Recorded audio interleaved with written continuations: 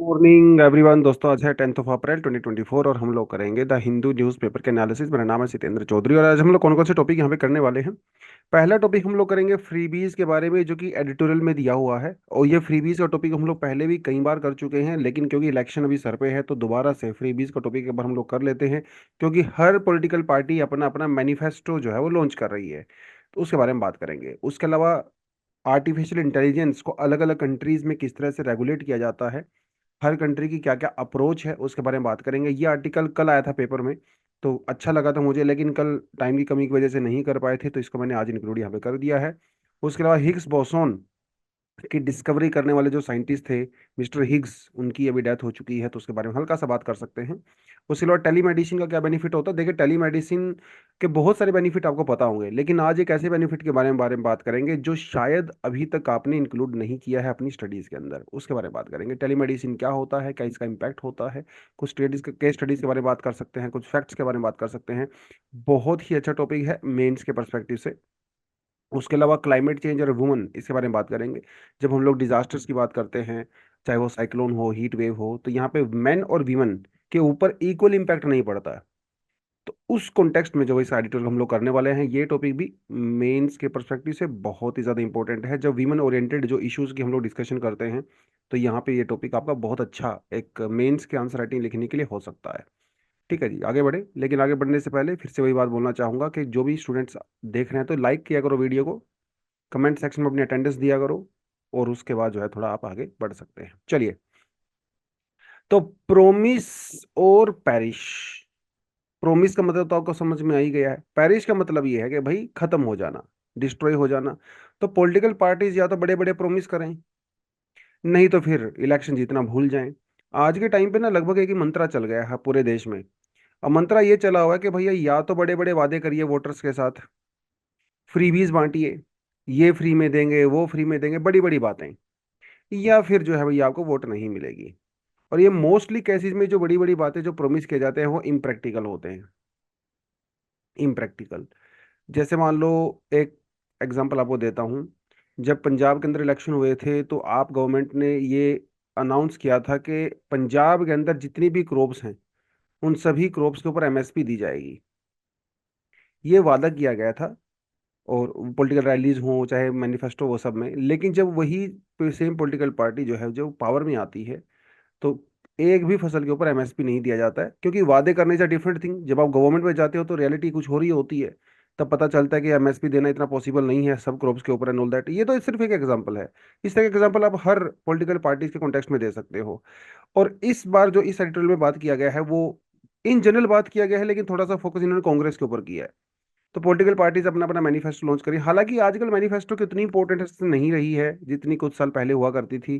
क्योंकि आजकल तो देखिए ना, क्या सोशल मीडिया के जमाने ही है ना। तो आजकल, पहले पहले मैनिफेस्टो ये माना जाता था कि पॉलिटिकल पार्टी का क्या विजन है, पॉलिटिकल पार्टी ये काम करेगी अगर वो पावर में आएगी, तो ये मैनिफेस्टो का मतलब होता था। लेकिन आजकल तो इतना इंटरव्यूज होता है, इतना मीडिया, सोशल मीडिया एम्पावर्ड हो गया है, ये करने की आपको रिक्वायरमेंट ही नहीं है। तो मैनिफेस्टो का रोल थोड़ा कम हो गया over a period of time. क्योंकि आजकल पर्सनैलिटी ड्रिवन पॉलिटिक्स चलती है। आज के टाइम पे लोग ने अपने लीडर को देख के वोट करते हैं। पसंद आ रहा है तो वोट करेंगे, नहीं पसंद आ रहा तो नहीं वोट करेंगे, वो मैनिफेस्टो पढ़ते ही नहीं है। लेकिन पहले ऐसा नहीं होता था। तो अभी 2024 में जो कांग्रेस का मैनिफेस्टो है, इसने बहुत बड़ी बड़ी बातें अपने मैनिफेस्टो से में करी हैं, जिसे आप फ्रीबीज का एग्जांपल यहाँ पे मान सकते हो। हर पॉलिटिकल पार्टी की ही बात है, लेकिन क्योंकि इस सेक्टर में कांग्रेस की बात की गई है, तो हम भी थोड़ा कांग्रेस के बारे में बात कर सकते हैं। ये कोई पॉलिटिकल न्यूज नहीं है, ये जस्ट एक दिखाता है कि कैसे पॉलिटिकल पार्टीज इस पूरी फ्रीबीज या सर्विसेज कहिए, या प्रोमिस कहिए, पोल प्रोमिस को आगे लेके जा रही हैं। तो कांग्रेस पार्टी का जो मैनिफेस्टो, उसे न्याय पत्र का नाम दिया गया है, जिसमें अलग अलग कॉन्टेक्स्ट में न्याय की बात की गई है, सोशल जस्टिस की बात कही, इकोनॉमी, कॉन्स्टिट्यूशनल इंस्टीट्यूशंस को इंटैक्ट रखेंगे। कांग्रेस का ये कहना है कि हमारे देश में कॉन्स्टिट्यूशन जो इंस्टीट्यूशंस हैं, जैसे इलेक्शन कमीशन ऑफ इंडिया या और जो इंस्टीट्यूशंस हैं, उनकी इंपॉर्टेंस कम होती नजर आ रही है, उनके ऊपर सरकार का दबाव है। तो उन्होंने कहा ऐसा नहीं होने देंगे हम लोग। तो ये जो डैमेज किया गया है इंस्टीट्यूशंस को, उसको हम लोग दोबारा से रिवर्स करें, ये सब कहा गया। अब बात आती है फ्रीबीज की।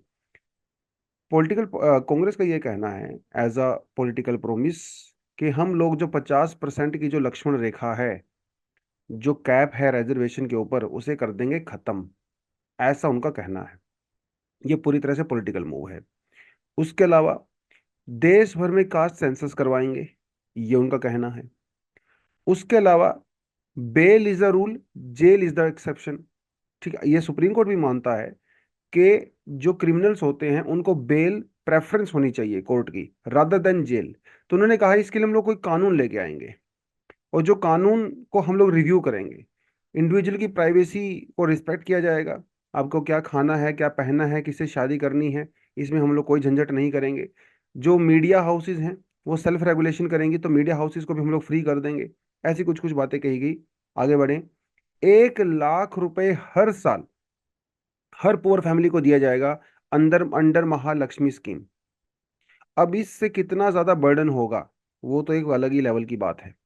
और ये पुअर फैमिलीज को कैसे आइडेंटिफाई किया जाएगा इसके बारे में उन्होंने कुछ नहीं बताया। क्या बिलो पॉवर्टी लाइन, यही जो फिलहाल इंडिया में स्टैंडर्ड चल रहा है उसके हिसाब से होगा, या कुछ नया लाइन डिसाइड होगा, इसके बारे में कुछ नहीं बताया है। इस 1 लाख रुपया हर साल देने के लिए पैसा कहाँ से आएगा, इसके बारे में कुछ नहीं बताया गया है। सिर्फ प्रॉमिस फिलहाल हुआ है कि 1 लाख रुपए हम साल साल देंगे। उसके अलावा मिनिमम सपोर्ट प्राइस को लीगलाइज किया जाएगा, ये उन्होंने कहा। उसके अलावा right to health with the cashless insurance of up to 25 lakh रुपए का इंश्योरेंस आपको दिया जाएगा, health insurance under universal health scheme. ये सब उन्होंने कहा। उसके अलावा 1 लाख रुपए तक का हर साल अप्रेंटिस दिया जाएगा। जो गवर्नमेंट एग्जामिनेशन के लिए फीस चार्ज की जाती है उसको पूरी तरह से अबॉलिश कर दिया जाएगा। जो एजुकेशन लोन जो लिए हुए हैं किसी ने, उसको वन टाइम राइट ऑफ कर दिया जाएगा, उसे खत्म कर दिया जाएगा, माफ कर दिया जाएगा। आपने इंटरेस्ट पे नहीं किया, कोई दिक्कत नहीं है, आपका एजुकेशन लोन पूरी तरह से माफ हो जाएगा। ये इस समय पे मैनिफेस्टो के अंदर प्रोमिस किए गए हैं। वो बात अलग है कि जब पॉलिटिकल पार्टीज पावर में आती हैं तो सभी प्रोमिस को फुलफिल नहीं कर पाती हैं, क्योंकि इकोनॉमिकली बहुत सारी चीजें वायबल नहीं होती हैं। That is also reality. लेकिन सवाल फिर वही उठता है कि ये फ्रीबीज क्या होती हैं एज अ कॉन्सेप्ट, इसके क्या बेनिफिट हो सकते हैं, क्या इसके नुकसान हो सकते हैं। तो फ्रीबीज का मतलब होता है, dictionary meaning of a word freebie is something that you are given free, but in practice there is no precise definition of the freebies. ठीक है। सर्विसेज प्रोविजंस जो आपकी स्टेट गवर्नमेंट के, यूनियन गवर्नमेंट के द्वारा प्रोवाइड करवाए जाते हैं, जैसे free electricity, free water, free public transport, utility bills, बिजली का बिल मान लो माफ कर दिया, पानी का बिल माफ कर दिया, फार्म लोन जो है उसको पूरी तरह से माफ कर दिया, ये सब फ्रीबीज का पार्ट होते हैं।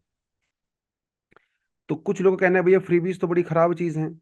हमारे प्राइम मिनिस्टर जी से रेवड़ी कल्चर कहते हैं। हालांकि वो खुद बहुत सारे फ्रीबीज प्रॉमिस करते हैं, नो डाउट, लेकिन जो पोजीशन है उसकी फ्रीबीज को वो रेवड़ी कहते हैं। वो भी एक अलग ही सीन इंडिया में चलता है पॉलिटिक्स का। खैर, फ्रीबीज के बेनिफिट क्या हो सकता है। देखिए फ्रीबीज, कुछ लोग इसको देखिए फ्रीबीज कहना भी नहीं चाहिए, कुछ लोग ऐसा मानते हैं। Freebies is nothing but freebies is some sort of help which is given to the people who are not properly represented or do not have resources। जैसे जब हम लोग बात करते हैं इंडियन कॉन्स्टिट्यूशन की, तो हमारे पास डीपीएसपी भी होता है, direct principle of the state policy, part 4 constitution के अंदर आता है, जो कहता है कि इंडिया एक वेलफेयर स्टेट है। और वेलफेयर स्टेट का मतलब तो सीधा ये होता है कि भाई जो आदमी गरीब है, वनरेबल है, जिसके पास रिसोर्सेज नहीं है, उसका स्टेट को वेलफेयर करना है। और वेलफेयर आप कैसे करोगे, वेलफेयर आप तो फ्री बीज दे के करोगे, सर्विसेज दे के करोगे, प्रोमिस दे के करोगे, in the form of subsidies, in the form of relief, यही होता है।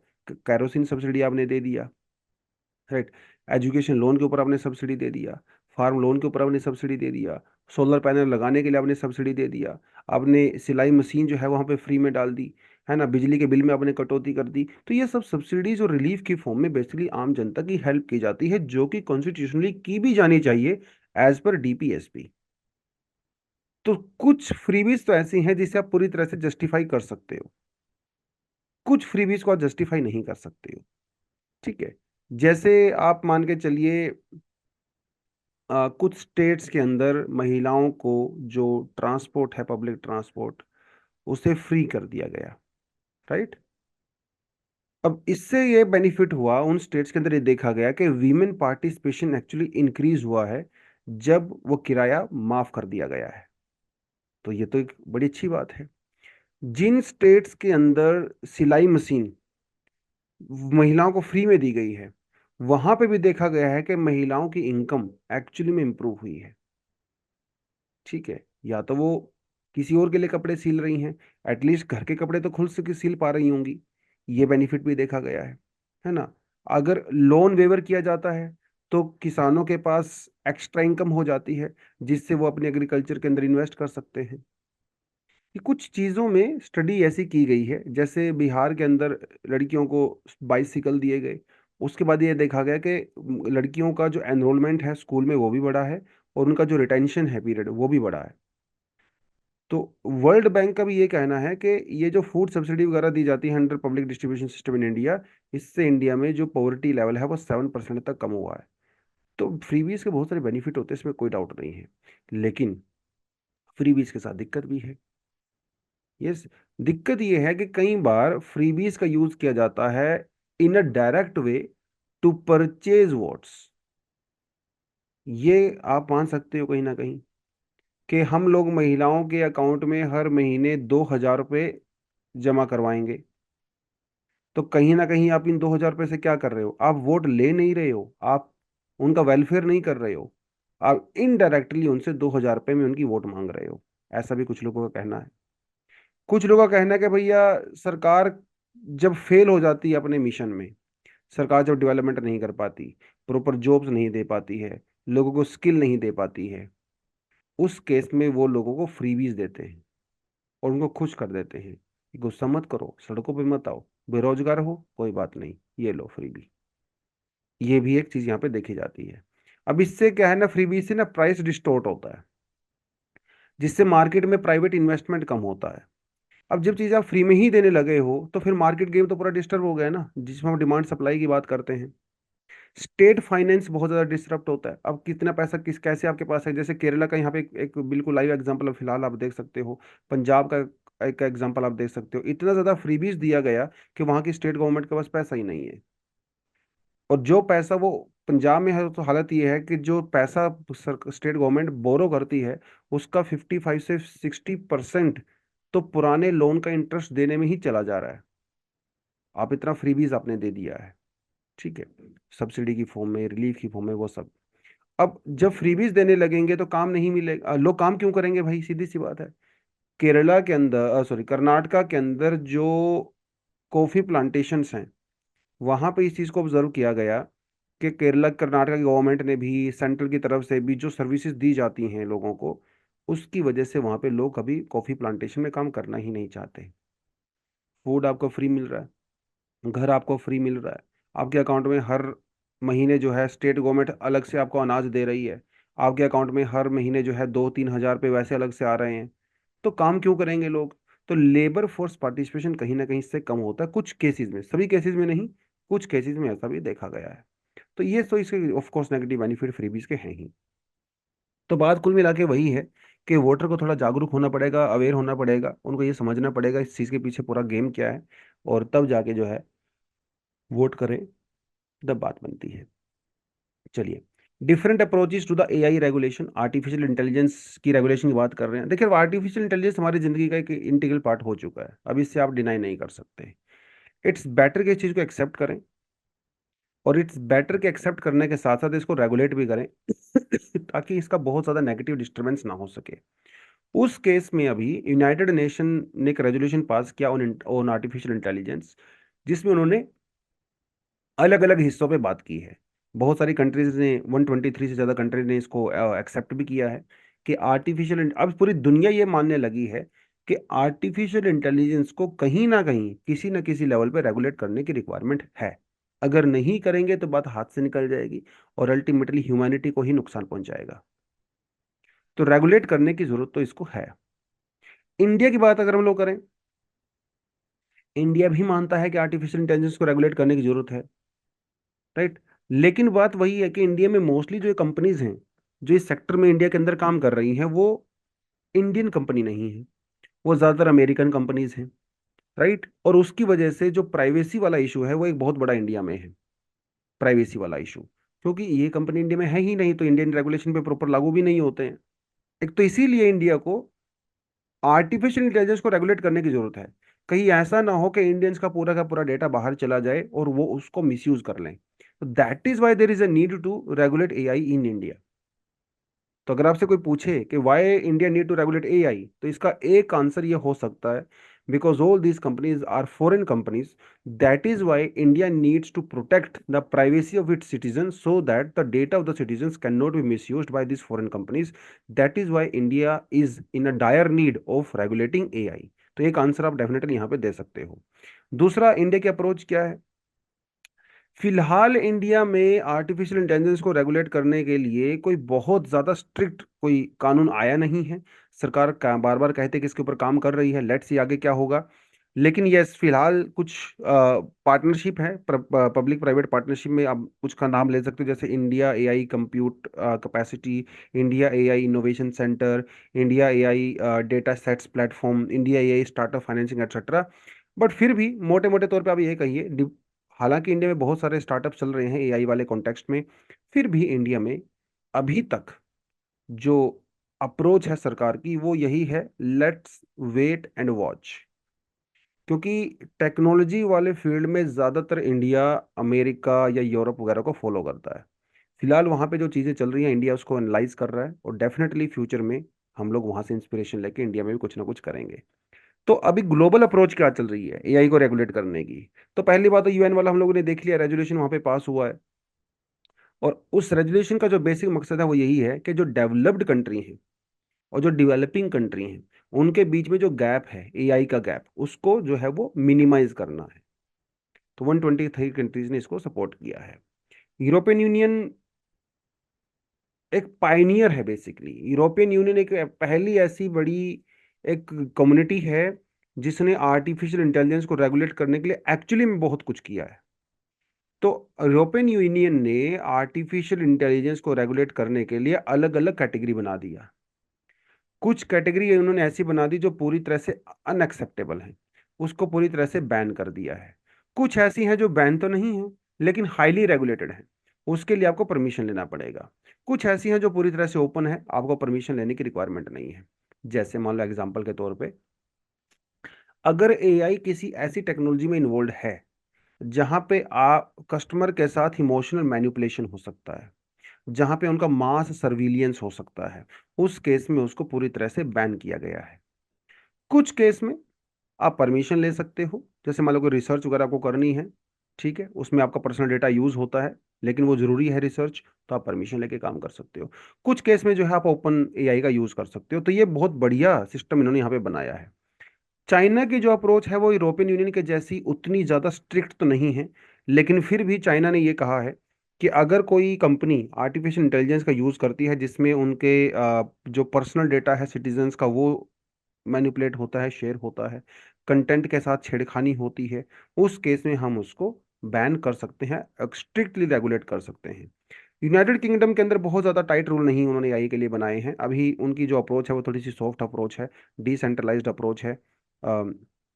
अभी वो लोग बेसिकली अमेरिका का ही कहीं ना कहीं वेट कर रहे हैं। अमेरिका में बात कर रहा है काफ़ी ज़्यादा आर्टिफिशियल इंटेलिजेंस को रेगुलेट करने की, बट फिर भी उतने स्ट्रिक्ट रेगुलेशंस अभी अमेरिका में भी नहीं आए हैं।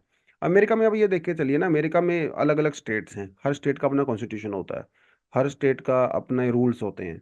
तो वहाँ पे ऐसा नहीं होता कि सेंटर से एकदम कुछ ना कुछ बहुत बड़े लेवल पे किया जाए। पहले वहाँ पे ना अप्रोच स्टेट से चलती है, जब स्टेट्स एक अप्रोच को ज़्यादातर एक्सेप्ट कर लेते हैं तो फिर जाके चीज़ें वो सेंटर में चलती हैं। तो ये कुछ स्टेट्स ऐसे हैं अमेरिका के अंदर जो टेक्नोलॉजी को बहुत ओपनली यूज़ करना पसंद करते हैं, वो रेगुलेशन करने में बिल्कुल बिलीव नहीं करते हैं, कुछ थोड़ा ज़्यादा ही रेगुलेशन करते हैं। तो उसके बाद वो सेंटर में जाता है। लेट्स सी क्या रहेगा अमेरिका में, क्योंकि फेडरल कंट्री है तो स्टेट्स को बहुत ज़्यादा अधिकार है वहाँ पे। Peter Higgs who propose the existence of the God particle, तो ये बात आज की नहीं है। 1964 में पहली बार मिस्टर पीटर हिग्स ने, जो एक फिजिसिस्ट रहे, थियोरेटिकल फिजिसिस्ट, इन्होंने ये डिस्कवर किया था कि देर इज अ पार्टिकल, ठीक है, जिसको नाम दिया गया था हिग्स बोसॉन। इसमें जो बोसॉन है ये इंडियन साइंटिस्ट हैं, फिजिसिस्ट, और ये जो मिस्टर हिग्स हैं वो ये वाले हैं जिनको नोबेल प्राइज भी मिला था 2013 के अंदर। तो देखिए दुनिया में हर चीज मेरा मतलब है जो एटम्स हैं, एटम्स के अंदर पार्टिकल्स होते हैं, एटम खुद एक पार्टिकल है, और एटम जो है सब एटॉमिक पार्टिकल से मिलके बना है। एटॉमिक कोई लास्ट सबसे स्मॉलेस्ट यूनिट नहीं होती है, एटम के अंदर भी सब एटॉमिक एलिमेंट्स होते हैं, जैसे इलेक्ट्रॉन्स, प्रोटॉन्स, पॉजिट्रॉन्स, है ना, बहुत सारे, क्वार्क्स, नियोन्स, गियोन्स, बहुत सारे होते हैं। तो इन सारी चीजों का एक मास होता है, मतलब नॉर्मल टर्म में ये कह लीजिए इनका एक वेट होता है। इनको वेट आता कहाँ से है? यानी कि दुनिया की वो स्मॉलेस्ट पार्टिकल, स्मॉलेस्ट पार्टिकल जिसका वेट होता है,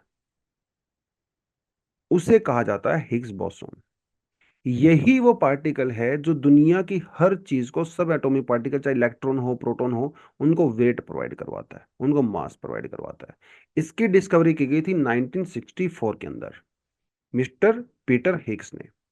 उस टाइम इन्होंने इसकी जब डिस्कवरी की थी तो प्रैक्टिकल नहीं किया था, प्रैक्टिकल किया गया 50 साल के बाद, लगभग लगभग मान के चलिए 2012 के अंदर, जब सर्न के अंदर, ठीक है, जिसे हम लोग कोलाइडर भी कहते हैं, वहां पे जब एक्सपेरिमेंट किया गया, तब पहली बार इस हिग्स बोसोन की, जिसे गॉड पार्टिकल कहते हैं, उसकी डिस्कवरी हुई। और 2013 में इनको नोबेल प्राइज दिया गया। अभी इनकी डेथ हुई है, ये 94 ईयर्स के थे। तो मतलब मैथमेटिकली प्रूफ हो चुका था कि गॉड पार्टिकल, गॉड पार्टिकल मतलब हिग्स बोसोन पार्टिकल मान के चलिए, गॉड पार्टिकल तो जनरल से टर्म होते हैं, साइंटिफिक टर्म नहीं है। इसकी डिस्कवरी हुई थी, लेकिन 2012 में उसको प्रूफ किया गया, क्योंकि जब इसकी डिस्कवरी की गई थी तो हमारे पास वो टेक्नोलॉजी ही नहीं थी टेस्टिंग करने के लिए। टेस्टिंग करने के लिए बाद में टेक्नोलॉजी बनी। ठीक है, चलो। Health sector can't ignore green gains from telemedicine. मैं आपको एग्जांपल देता हूँ, परसों का एग्जांपल देता हूँ। परसों जो है, मेरी फैमिली में से किसी मेंबर को डॉक्टर के पास जाना था, लेकिन वो डॉक्टर यहाँ पे नहीं है, वो डॉक्टर बैठते हैं 80 kilometre away from my home. ठीक है, एक महीने पहले फैमिली मेंबर वहाँ से मेडिसिन लेके आए थे, और डॉक्टर ने एक महीने का दवाई दिया था, कहा था एक महीने के बाद दोबारा विजिट कर लेना। अब 80 किलोमीटर तक का वो जाना होता है। अब एक तो टाइम तो जाता ही जाता है, ऑब्वियसली कई घंटे लगते हैं आपको आने में, जाने में, वहाँ पे डॉक्टर का वेट करने में। टाइम तो क्रूशियल फैक्टर है ही। उसके अलावा जब टाइम जाता है तो मतलब आप अगर जॉब करते हो तो आपको जॉब से छुट्टी लेनी पड़ेगी, एटलीस्ट आपको हाफ डे तो लेना ही पड़ेगा, किसी किसी केस में फुल डे भी लेना पड़ सकता है। तो टाइम तो एक बहुत क्रूशियल फैक्टर है ही। अपार्ट फ्रॉम दैट, आप गाड़ी चला के जाओगे, गाड़ी में पेट्रोल लगेगा, डीजल लगेगा, वो खर्चा अलग से होगा। दवाइयों के खर्चे के अलावा ये खर्चे भी तो अलग से होगा, आप कम से कम 1000-1500 रुपए का तेल भी डलवाओगे। अब जब पेट्रोल जलाओगे तो उसको बर्न करोगे, ग्रीन हाउस गैसेज भी निकलेंगी भाई। यस, वहां पे जाके अपॉइंटमेंट लो, वेट करो। अब ये सारी चीजों से बचा जा सकता है अगर मैं डॉक्टर को व्हाट्सएप पे या किसी ऐप के थ्रू एक वीडियो कॉल कर लूं। ठीक है, मैंने डॉक्टर को वीडियो कॉल किया, पेशेंट से पूरी बात करवाई, उसका चेकअप कराया, टेस्ट कराया, सब कुछ कराया, कुछ पिक्चर्स वगैरह उसने मुझे मांगी पेशेंट की, उन पार्ट्स की जहाँ पे दिक्कत थी। उन पिक्चर्स को देख के उन्होंने एनालाइज किया और उन्होंने दवाई रिकमेंड कर दी। यही काम उनको वहां पे हॉस्पिटल में जाके करना था, यही काम उन्होंने व्हाट्सएप पे कर दिया। टाइम बचा, पूरा दिन सेव हो गया, खर्चा कम हुआ, और ग्रीन हाउस गैसेज का रिलीज भी कम हुआ। तो टेलीमेडिसिन जो है, इस आर्टिकल में कहा गया है कि ये एक ग्रीस के ग्रीन गेन्स को हम लोग यूजली इग्नोर कर देते हैं, टेलीमेडिसिन। तो कुछ स्टडीज की गई, हैदराबाद में एक सेंटर है, बहुत बड़ा फेमस है, LVPI। ठीक है, ये इस तरह की रिसर्च करता रहता है ये, लेकिन ये जो सेंटर है वो ज्यादातर रिसर्च करता है वो आई सेक्टर में करता है। ठीक है, क्योंकि ये अपने आप में बहुत बड़ा एक हाई हॉस्पिटल भी है, रिसर्च सेंटर भी है। लेकिन ये आप जो इसकी इसकी जो फाइंडिंग्स है रिसर्च की, वो हर जगह पे अप्लाई कर सकते हो। तो टेलीमेडिसिन ना एक ऑल्टरनेट तरीका निकल के आया है टू इन पर्सन कंसल्टेशन। मतलब आप डॉक्टर के पास जाने की आपको रिक्वायरमेंट नहीं है, आप उसका एक ऑल्टरनेटिव तरीका यूज कर सकते हो through mobile phones, video calls. Time बचता है, खर्चा बचता है, लेकिन सबसे बड़ी बात है कि ये एनवायरमेंट फ्रेंडली भी है, एनवायरमेंट फ्रेंडली भी है। तो footprint of the health care delivery, it's a patient friendly means of health care, इसमें तो कोई डाउट नहीं है। Apart from that, this is environmental friendly also. India में 70% के आसपास पॉपुलेशन, मान के चलिए, जो गांव में रहती है, गांव में छोटे कस्बों में रहती है, वहां पे ज्यादा हॉस्पिटल है नहीं। इन लोगों को अगर हॉस्पिटल विजिट करना होता है तो काफी दूर तक ट्रैवल करना पड़ता है, लॉन्ग डिस्टेंस। टाइम वेस्ट होता है, पूरा दिन वेस्ट होता है, और कार्बन फुटप्रिंट भी निकलता है भाई। आप बाइक से जाओगे, गाड़ी से जाओगे, पैदल थोड़ी ना जाओगे। तो कार्बन फुटप्रिंट तो होगा ही आपका, किसी ना किसी फॉर्म में आप कार्बन को रिलीज करोगे। इंडिया में जो 88% कार्बन डाइऑक्साइड का एमिशन है, ऐसा माना गया है कि वो रोड ट्रैफिक से ही आ रहा है, डायरेक्टली और इनडायरेक्टली। यस। तो अगर आप ये ट्रैफिक कम कर दोगे तो ये अपने आप ही कम हो जाएगा। 2014 में कहा गया रिसर्च में कि इंडिया में 74 million ton of carbon dioxide health care से निकला है भाई, which is around 3% of India total emission. तो हेल्थ सेक्टर 3% कंट्रीब्यूट करता है हमारे यहाँ पे एमिशन में। और इसमें से जो पेशेंट हैं वो भी रिस्पॉन्सिबल हैं। तो अगर पेशेंट हॉस्पिटल में कम जाएंगे, टेलीमेडिसिन का यूज करेंगे, तो कम से कम कुछ ना कुछ ग्रीन हाउस गैसेज के एमिशन को हम लोग कम कर सकते हैं। ऑब्वियसली बात है। एटलीस्ट देखिए, जब आप डॉक्टर पे पहली बार विजिट करते हो तो आप विजिट कर सकते हो। उसके बाद जो फॉलो अप विजिट करना होता है वो तो आप टेलीमेडिसिन का यूज करके कर सकते हो ना, उसमें तो कोई डाउट नहीं। तो रिमोट आपको कंसल्ट करना है, आप आराम से करिए। ऑनलाइन कंसल्टेशन करनी है, करिए। व्हाट्सएप के थ्रू करना है, वो करिए। या कोई आपके फ़ोन में स्पेशल ऐप है, उसका यूज़ कर सकते हो। जैसे सरकार ने ऐप चला रखी है ई संजीवनी। ई संजीवनी ऐप में अपना डेटा डालिए, आपको ई संजीवनी ऐप से बेस्ट डॉक्टर कंसल्ट करने को मिलता है। उसका टाइम फिक्स, आपको कब करनी है कॉल, क्या करनी है, सब आपको दवाइयाँ वगैरह सब वहीं पे आ जाती हैं। उन दवाइयों को आप उस ऐप के थ्रू मेडिकल स्टोर पे दिखाइए, आपको दवाई मिल जाती है। तो टेली पैथोमोलॉजी जो आई के रिगार्डिंग है, आंखों के रिगार्डिंग है, क्योंकि ये रिसर्च आई हॉस्पिटल्स में की गई है। और नॉर्मली टेली मेडिसिन, तो इनका ये कहना है कि देखिए भाई, जो टेली मेडिसिन है, ये जो टेक्नोलॉजी है, इससे जनरली ऐसा माना गया कि 80 किलोमीटर का जो है वो ट्रेवल टाइम सेव हुआ है। 2.8 किलोग्राम ऑफ कार्बन डाइऑक्साइड जो पेशेंट हैं उन्होंने सेव किया है पर विजिट। 1.2 लीटर ऑफ पेट्रोल पर पर्सन 3 महीने तक स्टडी किया और इन्होंने सेव किया है। और अगर आप टर्शरी केयर की बात करते हो, मतलब जो बहुत हाई स्पेशलाइज्ड हॉस्पिटल्स होते हैं, अब उनकी बात करें तो ये सेविंग और भी बहुत ज्यादा हो जाती है। एटलीस्ट 76% ऑफ फ्यूल आपने सेव किया है। मतलब उस केस में जब आपको सर्जरी करवानी होती है, देखिए सर्जरी करवाने के लिए तो हॉस्पिटल जाना ही पड़ेगा, तो ये विजिट आपने किया है। WHO का यह कहना है कि 1,000 पेशेंट के ऊपर एक डॉक्टर होना चाहिए। इंडिया में लगभग लगभग मान के चलिए 1100-1200 डॉक्टर के पेशेंट के पास एक डॉक्टर है। तो पहले इंडिया में डॉक्टर कम है भाई, है ना। तो इट्स बेटर कि हम लोग क्योंकि जब डॉक्टर कम है तो आप वहां पे जाओगे हॉस्पिटल में तो आपको 2-2 3-3 घंटे वेट करना पड़ता है ना। आप रिसीट कटवाते हो 2 बजे, नंबर आता है आपका 5 बजे, क्योंकि डॉक्टर ही कम है, पेशेंट ज़्यादा हैं। तो उस केस में आप टाइम सेव करने के लिए टेलीमेडिसिन का यूज़ कर सकते हो।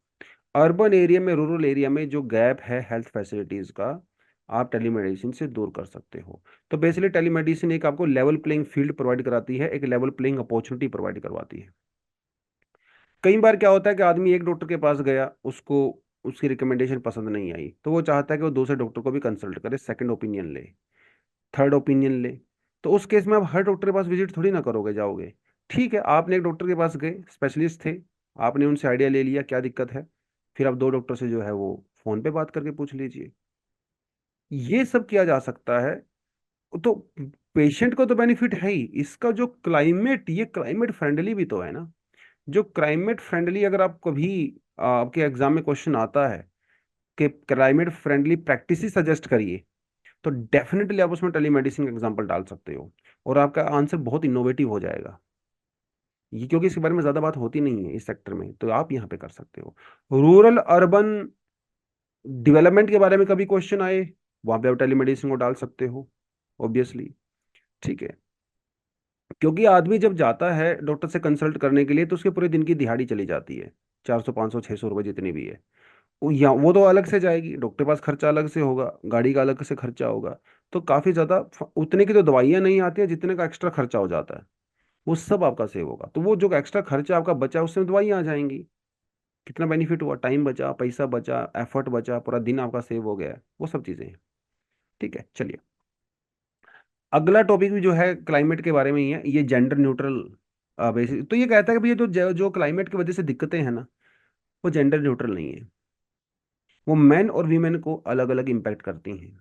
वीमेन थोड़ी सी ज़्यादा हाई रिस्क पे होती हैं when it comes to challenges to the climate change. और खासकर अगर आप वीमेन हो और गरीब भी हो तो फिर तो हालत और भी खराब है। यूएनडीपी का कहना है कि विमेन और चिल्ड्रन 14 टाइम्स ज्यादा मरते हैं डिजास्टर में एज कम्पेयर टू मैन। वो ज्यादा वल्नरेबल होते हैं। और अभी तो सुप्रीम कोर्ट ने भी कह दिया है कि क्लीन एनवायरनमेंट हमारा फंडामेंटल राइट है। तो अब तो इस फील्ड में और ज्यादा काम होना चाहिए ऑफ कोर्स। तो क्या क्या बेनिफिट, जो क्या क्या इम्पैक्ट हो सकता है, मतलब जेंडर बेस्ड अगर बात करें, तो सीधी सी बात है भैया, हमारे यहाँ पे जो एग्रीकल्चर इंडिया में आज भी है वो ज्यादातर रेन फेड ही एग्रीकल्चर होती है। तो फूड इनसिक्योरिटी होगा। और फूड इनसिक्योरिटी का एक बहुत बड़ा इंपैक्ट वीमेन के ऊपर भी पड़ता है।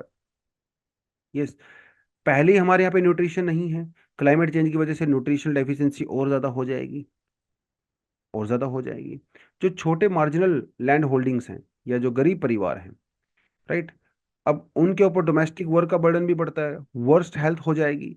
जो नेशनल फैमिली हेल्थ सर्वे, इनका कहना है कि जो महिलाएं ड्रॉट प्रोन डिस्ट्रिक्ट्स के अंदर रहती हैं वो ज़्यादा अंडरवेट होती हैं as compare to other women who are living in better areas. वहां पे गर्ल मैरिज के केसेस भी ज्यादा देखने को मिले हैं जिन डिस्ट्रिक्ट के अंदर ज्यादा ड्रोट होता है। क्योंकि सीधी सी बात है, ड्रोट मतलब पोवर्टी। अब जब गरीबी आपके पास आ गई भाई, तो सीधी सी बात है, अपने बच्चों को आप स्कूल तो नहीं भेजोगे। स्कूल नहीं भेजोगे तो चाइल्ड मैरिज के केसेस बढ़ेंगे। ऑब्वियसली बात है। गरीबी है तो अब खाने को भोजन ही नहीं है। और भोजन मिल भी रहा है कभी तो वो न्यूट्रिशियस नहीं है। न्यूट्रिशियस फूड अगर आप नहीं कंज्यूम कर रहे हो और अगर आप प्रेग्नेंट भी हो तो मिसकैरेज के चांसेस भी हैं। राइट। तो ये दिक्कतें आपस में सब जुड़ी हुई हैं। Central council for energy environment and water का कहना है कि that 5% of Indian districts are vulnerable to the floods, droughts and cyclones. तो नेचुरल डिजास्टर और जेंडर वायलेंस के बीच में भी रिलेशन नजर आता है। ऐसा कई सारे रिसर्च में देखा गया है कि ऐसे एरियाज जहां पे जो क्लाइमेट सेंसिटिव हैं वहां पे डोमेस्टिक वायलेंस कंपैरेटिवली ज्यादा होता है। जो एक्सट्रीम वेदर इवेंट्स हैं जैसे मान लो साइक्लोन, हीट वेव वगैरह, इससे पूरा वाटर साइकिल डिस्टर्ब हो जाता है। सेफ ड्रिंकिंग वाटर की समस्या बहुत ज्यादा है। अब इससे होगा क्या, क्योंकि आपके वहां पे सेफ ड्रिंकिंग वाटर नहीं है, तो बहुत सारी महिलाएं कई कई किलोमीटर तक उनको ट्रेवल करना पड़ता है टू गेट दस ड्रिंकिंग वाटर। कई जगह पे गुजरात, राजस्थान में देखा गया, तेलंगाना वगैरह में महिलाएं 10-10 किलोमीटर तक भी ट्रेवल करती हैं पानी लेके आने के लिए। तो पूरा दिन उनका चला जाता है। तो प्रोडक्टिव वर्क जो वो कर सकती थी वो नहीं हो पाएगा।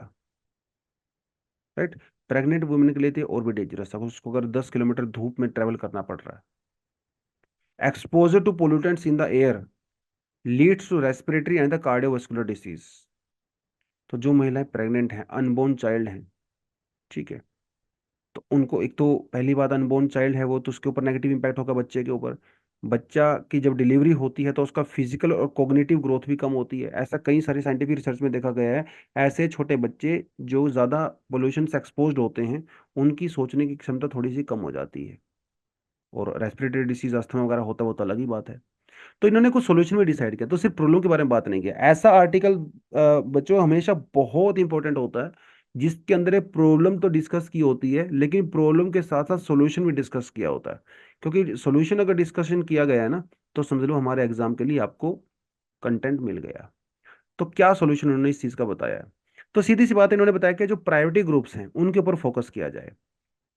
जो आउटडोर वर्किंग वुमेन है, प्रेग्नेंट वीमेन है, छोटे बच्चे जो हैं, यंग चिल्ड्रन हैं, एल्डरली हैं, इनको प्रायोरिटी में रखा जाए तो बात बनेगी। उसके अलावा time to time heat wave warning दिया जाए ताकि लोग पहले से ही थोड़ा स्टेप ले सकें, थोड़ा उसके लिए तैयार हो जाएं। आउटडोर एक्टिविटी हैं उसकी टाइमिंग वगैरह को आप चेंज कर सकते हो। जैसे अगर आप मिडल ईस्ट में जाओगे, दुबई वगैरह में, तो वहाँ पे दिन में काम करना अलाउड नहीं है। तो रात दिन में 11 बजे से 5 बजे तक काम नहीं करोगे, आप घर पे बैठोगे, सब कुछ बंद हो जाता है। उसके बाद आप काम कर, क्योंकि दिन में टेम्परेचर ही 45 डिग्री प्लस होता है। तो इंडिया में हम लोग डेफिनेटली ये काम टाइम जो है थोड़ा सा चेंज कर सकते हैं। कूलिंग रूम्स वगैरह बना सकते हैं। पब्लिक ड्रिंकिंग वाटर फैसिलिटीज वगैरह हम लोग जगह जगह पे क्रिएट कर सकते हैं। अगर किसी को प्रॉब्लम होती है तो इमीडिएट ट्रीटमेंट प्रायोरिटी बेसिस पे दिया जाए ताकि डेथ को मिनिमाइज किया जा सके। अर्बन प्लानिंग थोड़ी बेटर तरीके से होनी चाहिए। ट्री कवर बढ़ाइए भैया, पौधे वौधे लगाइए अपने सिटीज के अंदर। कंक्रीट का यूज कम से कम करिए। ग्रीन स्पेस को बढ़ाइए, पेड़ पौधे लगाइए, पार्क वगैरह लगाइए अपने सिटीज वगैरह के अंदर। उदयपुर में एक केस स्टडी किया गया और वहां पे ये पाया गया कि जिन घरों के छत के ऊपर एक वाइट कलर का पेंट किया गया था, रिफ्लेक्टिव वाइट कलर, उन घरों के अंदर 3 डिग्री से 4 डिग्री टेम्परेचर एक्चुअली में कम हुआ है। तो ये अर्बन सिटीज के अंदर हम लोग डेफिनेटली कर सकते हैं। पंचायत का रोल यहाँ पे काफी ज्यादा इंपॉर्टेंट हो जाता है। अपने क्योंकि गांव में लोकल तो उनको ही ज्यादा नॉलेज होती है चीजों की, राइट, वो कर सकते हैं। सेल्फ हेल्प ग्रुप्स को फाइनेंशियल हेल्प दे सकते हैं। कैपेसिटी बिल्डिंग में के लिए उनको जो है ज़्यादा फाइनेंशियल रिसोर्सेज को अलोकेट कर सकते हैं। तो ये सब चीज़ें करेंगे तो एक सॉल्यूशन इस केस में जो है थोड़ा निकल के आ सकता है। ठीक है, चलो। तो आज के लिए इतना ही है। उसके अलावा दो आर्टिकल ये कुछ और देखे थे यहाँ पे, import restriction on the solar, क्योंकि सोलर वाला आर्टिकल हम लोगों ने कल कर लिया था, इसको मैं आज इंक्लूड नहीं किया है। लेकिन फिर भी अगर आप इसको रिवीजन के लिए पढ़ना चाहो तो डेफिनेटली पढ़ सकते हो। इंडिया आज भी सोलर सेल्स वगैरह के लिए काफ़ी ज़्यादा इंपोर्ट के ऊपर डिपेंड करता है। लेकिन हम चाहते हैं भी आत्मनिर्भर भारत बने, तो उस कॉन्टेक्स्ट में आर्टिकल दिया हुआ है। ठीक है, चलिए। Thank you very much, all the best. जय हिंद, जय जवान, जय किसान।